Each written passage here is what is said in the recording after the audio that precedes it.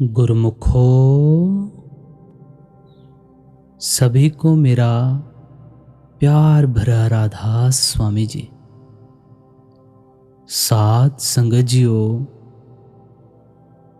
आज ये सत्संग जो आप श्रवण करने जा रहे हैं ना, ये कोई आम सत्संग नहीं है। उस पहले रूहानी मंडल का नामदान का पहला शब्द, पहला रूहानी मंडल, आज उसके ऊपर बड़ा ही खास सत्संग होने जा रहा है।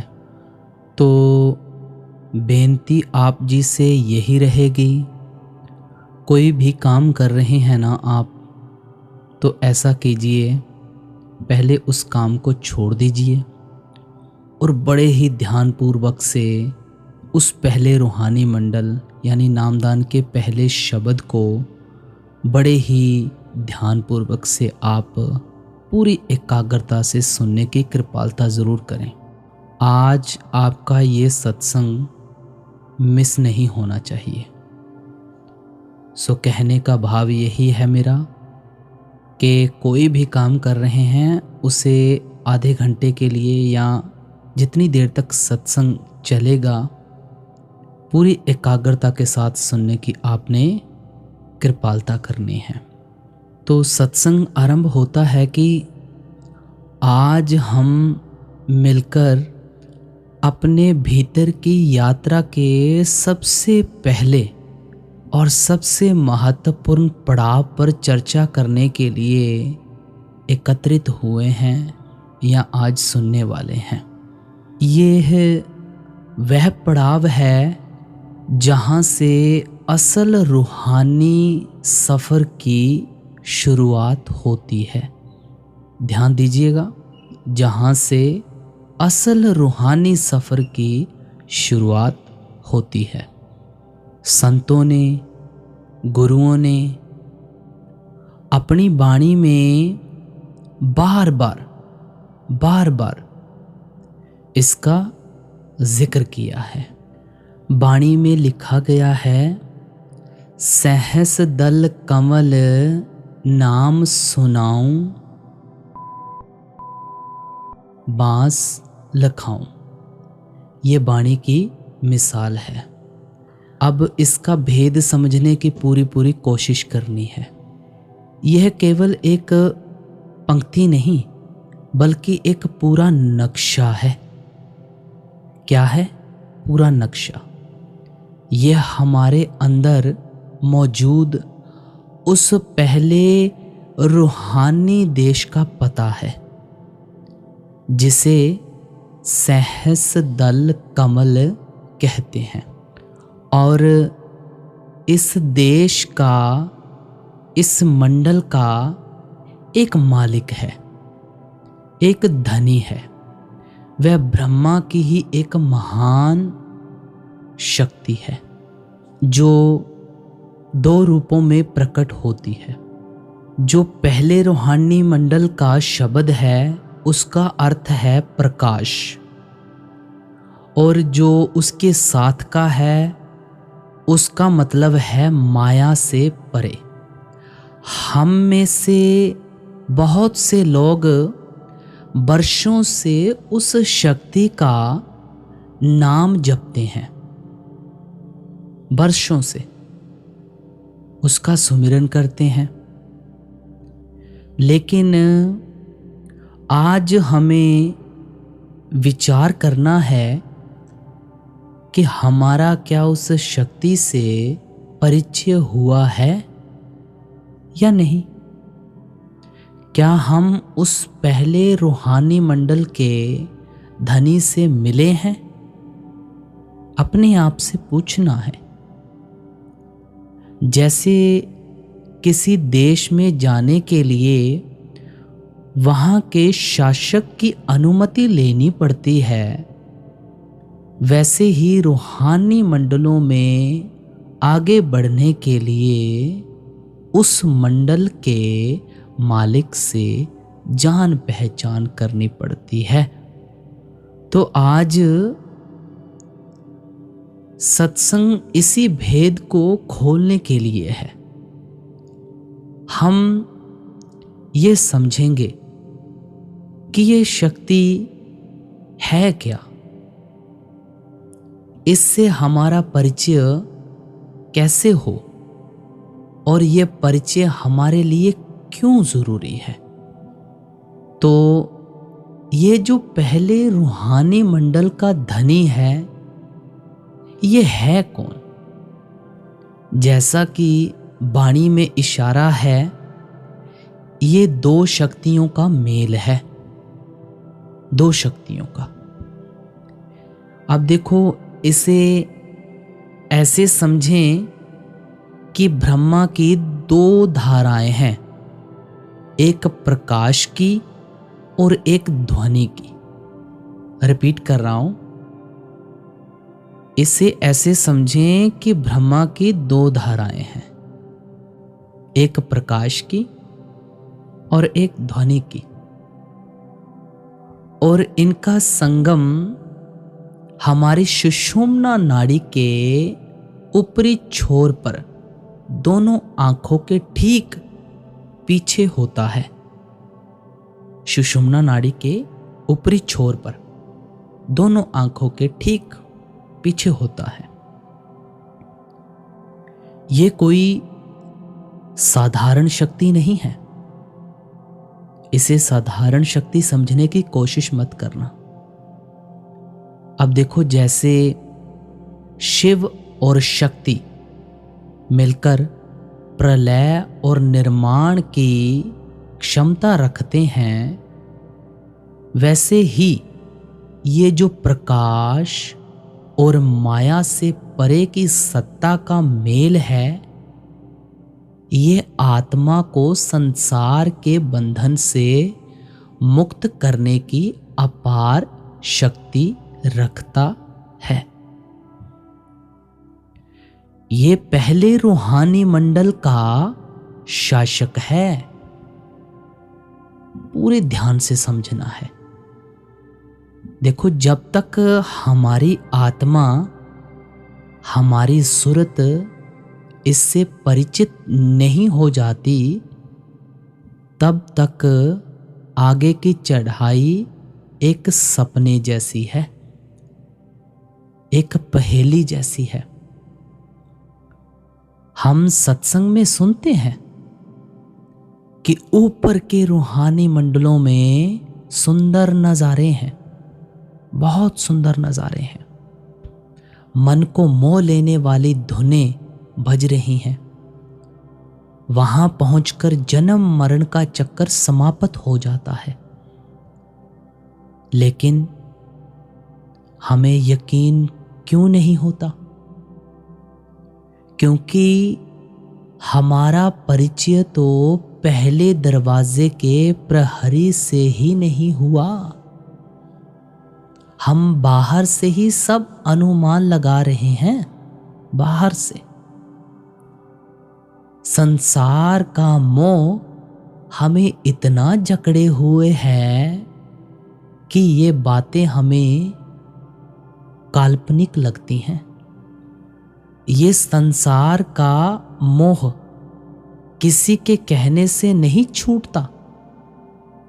ये केवल और केवल ध्यान साधना की आग में तपकर ही भस्म होता है, होश पूर्वक की गई साधना से। तो सवाल ये उठता है कि इस शक्ति से, इस पहले मंडल के मालिक से अपना संबंध कैसे स्थापित करें? रास्ता क्या है? रास्ता बहुत सीधा और सरल है, पर उस पर चलना उतना ही कठिन है, उतना ही कठिन। क्यों? क्योंकि हमारा मन सबसे बड़ा दुश्मन है। अब देखो, मन में कोई इच्छा उत्पन्न होती है तो कहता है कि ये कर लूं, वो कर लूं, पहले ये काम ज़रूरी है, ये बाद में कर लूँगा। तो इसे पूरा समझने की कोशिश करनी है। ये हमारा बहुत बड़ा दुश्मन है। अब यहाँ पर मैं एक बात हुजूर महाराज जी की ऐड करना चाहता हूँ। हुजूर महाराज जी फरमाया करते थे कि मन से बड़ा हमारा मित्र भी कोई नहीं है और मन से बड़ा हमारा दुश्मन भी कोई नहीं है। मन में अगर कोई इच्छा उत्पन्न होती है, हम उस इच्छा को हर तरह से पूरी करने की कोशिश करते हैं। लेकिन अगर उसी मन में कोई अच्छा भाव आ जाए, जैसे हमारे मन में आ गया कि भाई हम भजन सिमरन में बैठ जाएं, भजन सिमरन में हमारा मन लगने लग जाए और उसके बाद हमारा मन अच्छी अच्छी चीज़ों की तरफ एकाग्रित हो, जैसे भजन सिमरन कर लिया, शब्द धुन को सुन लिया, तो ये मित्र से बढ़कर कम नहीं है। और दुश्मन भी यही है, मित्र भी यही है। और फिर हम वापस आते हैं अपने सत्संग की ओर। देखो, सबसे पहली और सबसे ज़रूरी सीढ़ी है गुरु से प्रेम। हर संभवते गुरु से प्रेम करना, गुरु की भक्ति करना। मैं आपसे आग्रह करूंगा, नाम का सुमिरन तब तक पूरी तरह से फल नहीं देगा जब तक गुरु का स्वरूप आपके अंतर में स्पष्ट रूप से बस ना जाए। ध्यान देना है। देखो, सुबह का ध्यान बहुत ज़्यादा ज़रूरी है। संतों महात्माओं ने, महापुरुषों ने सुबह का ध्यान जो है वो बड़ा उत्तम माना है। तो 2 से 2.5 घंटे ज़रूर बैठें, चाहे नाम जपा जाए या ना जपा जाए, ध्यान ज़रूर करना है। और ध्यान किसका करना है? सबसे पहले गुरु के स्वरूप का, गुरु के स्वरूप का ध्यान करना है। आंखों को बंद करके पुतलियों को धीरे धीरे धीरे धीरे ऊपर की ओर चढ़ाकर दोनों आंखों के बीच में अंधेरे में अपने गुरु के स्वरूप को देखने की कोशिश करनी है। क्या कहा मैंने? अंधेरे में अपने गुरु के स्वरूप को देखने की कोशिश करनी है, ढूंढना है। फिर उसके बाद अगला टॉपिक है दिन भर का अभ्यास। क्या करना है? चलते फिरते काम काज करते हुए भी गुरु के स्वरूप को मन में बसाए रखें। जैसे किसी से प्रेम हो जाता है ना, तो उसका चेहरा बार बार याद आता है। हमें आता है या नहीं आता है? किसी को याद दिलाना नहीं पड़ता। ठीक वैसा ही प्रेम, वैसा ही अटूट प्रेम, वैसी ही लगन हमें गुरु के स्वरूप से करनी है। एक बार आप जी के साथ वो सत्संग शेयर किया था, बड़े महाराज जी के बड़े ही प्रिय शिष्य जिनका नाम था ईश्वरपुरी जी। उन्होंने बड़ा बारीकी के साथ हमें समझाया था कि देखो, जब भी आपने कोई काम करना है, हमारी सत्संगी की दिनचर्या किस तरह की होनी चाहिए। हमारी दिनचर्या इस तरह की होनी चाहिए कि देखो, जब हम सुबह उठते हैं तो उठने के ठीक हमने गुरु को याद करना है और गुरु के नाम का सिमरन करना है। हर काम करना है तो भी हमने गुरु का हुक्म मानकर करना है कि ये मेरा काम नहीं है सतगुरु, ये आपका काम है। आपकी सेवा मिली हुई है, आपकी सेवा में लगा हुआ हूँ। तो आपने जितने सांस बख्शे हैं बस मेरे से आप सेवा ले लो। हर काम गुरु को समर्पित करके करना है। चाहे आप नौकरी पर जा रहे हैं, चाहे खाना खा रहे हैं, चाहे रसोई में काम कर रहे हैं, साइकिल चला रहे हैं, मोटरसाइकिल चला रहे हैं, स्कूटर चला रहे हैं, यानी कुछ भी, बड़ी गाड़ी चला रहे हैं, बस चला रहे हैं, खेतों में काम कर रहे हैं, यानी कोई भी एनीवन, कोई भी काम, हर काम करते हुए अपने संत सतगुरु को याद करना है और वही काम अपने संत सतगुरु को समर्पित कर देना है कि महाराज ये मेरा काम नहीं, ये आप ही का काम है। जब ऐसा भाव हो जाएगा तो दिन भर का अभ्यास पक्का हो जाएगा। जैसे दूसरे टॉपिक में आप सभी को बताया कि चलते फिरते कामकाज करते हुए गुरु के स्वरूप को मन में बसाए रखें। जैसे किसी से प्रेम हो जाता है। अब देखो यहाँ पर एक खोल कर समझाने की मैं आप जी को कोशिश करूँगा। जैसे किसी प्रेमी को प्रेमिका से प्रेम हो जाता है, सच्चा प्रेम होता है, फिर वो चाहे दिन हो, चाहे रात हो, चाहे कोई भी वक़्त हो, उसे हर वक़्त उसी प्रेमिका का चेहरा नज़र आता है या प्रेमिका को प्रेमी का चेहरा नज़र आता है और वो उसी की याद में कभी यहाँ घूमते हैं, कभी यहाँ घूमते हैं। हर वक़्त 2400 घंटे उनकी आँखों के सामने अपने प्रेमी या प्रेमिका का चेहरा घूमता रहता है। हमें भी ऐसा ही अपने गुरु से प्रेम करना है। कैसा?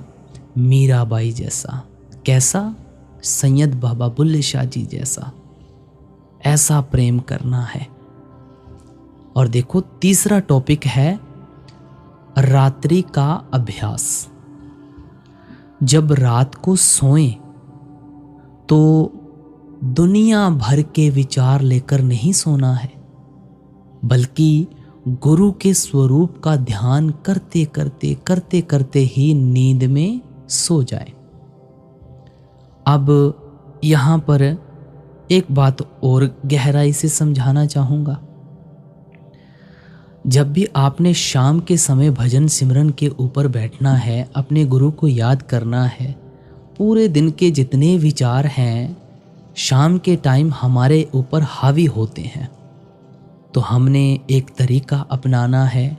अपने गुरु का हुक्म मानते हुए हमने क्या करना है, जब भी आपने सोने जाना है तो अपने गुरु के स्वरूप को याद करना है। सिमरन को लगातार अपने मुंह में चलाए रखना है, लगातार चलते रहना चाहिए। लगातार, चाहे काम से आए हैं और बैठे हैं काम से आके घर पे, नहा लिया, फ्रेश हो लिए, उसके बाद आपने लगातार सिमरन करते रहना है। तो खाना खाना है तब भी करते रहना है। यानी कि जब आपने सोना है, सोने से पहले भी आपका सिमरन चालू होना चाहिए। फिर उसके बाद जब आप सोने जाओ तो आपने क्या करना है, गुरु के हुक्म में रहते हुए उस नाम को जपते गुरु के चेहरे को याद करते सो जाना है। अब देखो इससे क्या होगा, इससे हमारा फैला हुआ ख्याल सिमटने लगेगा। क्या होगा? इससे हमारा फैला हुआ ख्याल सिमटने लगेगा। मन जो हजारों जगह भटकता है ना, वह एक जगह टिकने लगेगा, एक जगह टिक जाएगा। और जब मन टिकेगा तभी वह ऊपर चढ़ने के काबिल होगा। क्या कहा मैंने? वह एक जगह टिकने लगेगा और जब मन टिकेगा तभी वह ऊपर चढ़ने के काबिल होगा। अब देखो, जब आप लगातार गुरु के स्वरूप का ध्यान करेंगे, लगातार करेंगे, तो एक दिन ऐसा आ जाएगा कि स्वरूप अपने आप प्रकट होने लगेगा, अपने आप प्रकट होगा। तब नाम सुमिरन में रस आएगा। जब ये अभ्यास पक्का हो जाएगा, तब क्या होगा? प्रकाश का प्रकट होना। समझना है। जब सूरत सिमट कर आंखों के पीछे इकट्ठा होगी, क्या कहा मैंने? जब सूरत सिमट कर आंखों के पीछे इकट्ठा होगी तो आपको एक टिमटिमाता हुआ तारा दिखाई देगा। ध्यान देना है पूरी एकाग्रता के साथ। तो आपको एक टिमटिमाता हुआ तारा दिखाई देगा, जैसे कोई अंतर सितारा चमक रहा हो। आपकी रूह उस सितारे का पीछा करेगी, लगातार करेगी। जैसे जैसे आप ध्यान में गहरे उतरेंगे, वह छोटा सा तारा एक विशाल सूर्य की तरह, हजारों सूर्य की तरह प्रकट होगा। उसकी लालिमा, उसकी चांदनी का वर्णन शब्दों में नहीं किया जा सकता। वो लाशब्द है, उसे बयान नहीं किया जा सकता। ये जब अनुभव अंदर होने लगते हैं तो ये साधक को खुद ब खुद अंदर महसूस होने शुरू हो जाते हैं। और दूसरे नंबर पर आ जाता है धुन का सुनाई देना। जब ध्यान संसार से पूरी तरह कट जाएगा, क्या कहा जी? जब ध्यान संसार से पूरी तरह कट जाएगा, तब आपको अपने अंदर तरह तरह की आवाजें, धुनें सुनाई देंगी। शुरू में तो कई तरह की धुनें होंगी, लेकिन गुरु की कृपा से आपको सच्ची धुन की पहचान होगी। वो गुरु ही करवाएगा, गुरु के बिना कोई नहीं करवा सकता। जो आपको ऊपर की ओर खींचेगी, ये धुन ही वह डोर है जिसे पकड़कर आत्मा ऊपर के मंडलों में चढ़ती जाती है, लगातार चढ़ाई करती रहती है। और आगे का पड़ाव क्या होगा? ध्यान की परिपक्व यानी अवस्था में रूह यानी आत्मा शरीर से बाहर निकलना सीख जाती है। यह एक अद्भुत अनुभव है। रूह शरीर से बाहर निकलकर ऊपर चढ़ती है। क्या कहा जी? रूह शरीर से बाहर निकलकर ऊपर चढ़ती है, फिर वापस शरीर में आती है। यह अभ्यास जब पक्का हो जाता है, तब पहले रूहानी मंडल यानी सहस दल कमल में ठहरना संभव हो जाता है। अभी हम कोशिश करें तो हमारा ख्याल एक सेकंड भी आंखों के पीछे नहीं टिकेगा। क्यों? क्योंकि संसार का खिंचाव उसे नीचे ले आएगा। देखो, जब हमारी जान पहचान पहले मंडल के उस मालिक से हो जाती है, तो हमारी जिम्मेदारी समाप्त नहीं होती, बल्कि उसकी जिम्मेदारी शुरू होती है। वह हमारी आत्मा का हाथ पकड़ लेता है। इसे एक साधारण उदाहरण से समझिए, बड़ी ही साधारण उदाहरण है, इसे समझना है। हमारे घर में कोई मेहमान आता है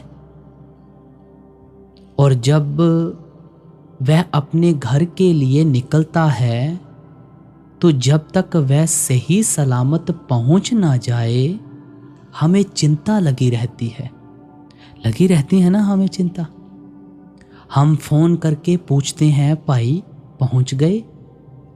जब वह कहता है हाँ जी पहुंच गया जी, तब हमारे मन को शांति मिलती है। तो ये एक बड़ी साधारण उदाहरण थी। ठीक इसी तरह पहले द्वार का वह प्रहरी, वह शक्ति हमारी आत्मा को पहले मंडल से दूसरे मंडल यानी त्रिकुटी तक पहुंचाने की पूरी जिम्मेदारी लेती है। जब तक हमारी आत्मा सुरक्षित त्रिकुटी पहुंच नहीं जाती तब तक वह हमारी पूरी की पूरी संभाल करता है। सोचिए, परमार्थ के मार्ग पर हमारा कितना ख्याल रखा जाता है। देखो कितना ख्याल रखा जाता है। हर पड़ाव पर एक शक्ति है जो हमारी रक्षा करती है, हमें आगे बढ़ाती है। अब हम अपनी स्थिति को देखें। जब हमें नामदान मिला था, हम जैसे तब थे वैसे ही आज हैं। ना गुरु प्रेम बढ़ा, ना अंतर में स्वरूप प्रकट हुआ, ना ही सुमिरन में मन लगता है। क्यों? क्योंकि हम उन 3 गुणों सतोगुण, रजोगुण, तमोगुण इसकी माया में फंसे हैं। जब कोई सांसारिक इच्छा मन में आती है तो हमारा मन रॉकेट की गति से भागता है, रॉकेट की गति से भागता है। और जब भजन सुमिरन की बात आती है तो हमारी आत्मा चींटी से भी धीमी हो जाती है। थोड़ी देर चढ़ती है, फिर संसार का कोई ख्याल आता है और धड़ाम से नीचे गिर जाती है। इसका एक ही इलाज है, गुरु के नूरी स्वरूप को जो ध्यान में प्रकट होता है उसे पकड़ लेना। वही पाई, वही सतगुरु का सूक्ष्म स्वरूप है। तो प्यारे सत्संगियों, आज के सत्संग का सार हम बड़े ही बाखूबी से समझ चुके हैं। हमारा पहला लक्ष्य होना चाहिए आंखों के पीछे पहले रूहानी मंडल पर पहुंचकर वहां के मालिक से परिचय करना। ये हमारा परमो धर्म है, ये हमने बड़ा ही बाखूबी से निभाना है। और दूसरा साधन, इसका एकमात्र साधन है ध्यान। घंटों का ध्यान, ऐसा ध्यान कि तन और मन का होश ना रहे, ऐसा ध्यान करना है। फिर तीसरा आ जाता है विधि। ध्यान की शुरुआत गुरु के स्वरूप से, प्रेम और उसके ध्यान से करनी है। जब ख्याल सिमट जाए तब नाम का सुमिरन करें। एक एक पॉइंट अगर आप फॉलो करते जाएंगे ना तो आपको बहुत ज़्यादा इस चीज़ में हेल्प मिलेगी। और चौथे नंबर पर आ जाता है फल। जब आप ऐसा करेंगे तो अंतर में प्रकाश और ध्वनि प्रकट होगी। यही ब्रह्मा की वह पहली शक्ति है जो आपको संभाल कर आगे के सफ़र पर ले जाएगी। और देखो, जब भी हमने भजन सिमरन के ऊपर बैठना है ना तो हमारा कोई एक्सक्यूज़ नहीं होना चाहिए। हमारे कई बार क्या होता है कि हमारे मन मुटावी हो जाते हैं इतने कि कभी हम कहते हैं कि हमारे घुटनों में दर्द हो रहा है, हमारी टांगों में दर्द हो रहा है, मेरी बाजू में दर्द हो रहा है, मेरे बैक पेन हो रही है। ये सब एक एक्सक्यूज़ हैं, बहाने हैं। कोई ना कोई मन बहाना ढूंढता है, बस उसके पीछे भाग लेता है। इन सभी से हमने परे जाना है और इन सभी से परे निकलकर हमने कुछ वक़्त से, यानी आधे घंटे से शुरुआत कर लो या इससे कम से कर लो, 10 मिनट से कर लो शुरुआत, चाहे 20 मिनट, डे बाय डे बढ़ाते जाओ। 10 मिनट से 15 मिनट कर दिए, 15 से आधे घंटा कर दिया, आधे घंटे से हमने पौना घंटा कर दिया, पौना घंटा से हमने 1 घंटा या 1.5 घंटा कर दिया, फिर उसके बाद 2 घंटे कर दिए। ऐसे ही करते करते एक दिन हमारा सिमरन मुकम्मल हो जाएगा। फिर उसके बाद आएगी भजन की बारी। तो भजन में जब आप प्रॉपर तरीके से बैठेंगे तब जाकर हमें ये जो पहला रूहानी मंडल है इसके अंदर से दर्शन होंगे, और जब इसके अंदर से दर्शन होते हैं फिर ये अपनी पूरी की पूरी जिम्मेवारी ले लेता है। और जब तक हम उस निज धाम नहीं पहुंच जाते तब तक ये हमें छोड़ता नहीं है। ये हमारी पूरी की पूरी संभाल करता है। और आप सभी से मेरा यही आग्रह है कि इस मार्ग पर चलें, रोज नियम से बैठें। शुरू में कठिनाई होगी, वो होना लाजमी है। ऐसी नहीं है कि शुरू में नहीं होगी, कठिनाई तो होगी। मन भागेगा, कभी इधर भागेगा, कभी उधर भागेगा, लेकिन हिम्मत रखनी है, हिम्मत मत हारना। गुरु का हाथ पकड़कर उसके स्वरूप को हृदय में बसाकर जब आप ये अभ्यास करेंगे ना, तो एक दिन मंजिल जरूर मिलेगी, ये पक्का वादा है। तो सतगुरु का हुक्म मानकर निरंतर नाम की कमाई करो और इस पहले रूहानी मंडल में प्रवेश कर जाओ, और फिर उसके बाद इसकी जिम्मेदारी है, ये आपको ऊपर लेकर जाएगा। तो आज का ये बड़ा ही खास सत्संग यहाँ पर समाप्त हो रहा है। तो मैं आप जी सभी संगत से बेनती करूँगा कि इस पहले रूहानी मंडल के सत्संग को अपने प्यारे प्यारे सत्संगी जो नामदानी हैं उनके साथ ज़रूर शेयर कीजिएगा। ये मैं आग्रह करूँगा आज, क्योंकि बड़ा ही खास सत्संग था ये। तो ऐसी ही साखियाँ भी हमारे इसी चैनल के ऊपर हैं, आप चाहें तो उन्हें भी इस चैनल के ऊपर जाकर सुन सकते हैं।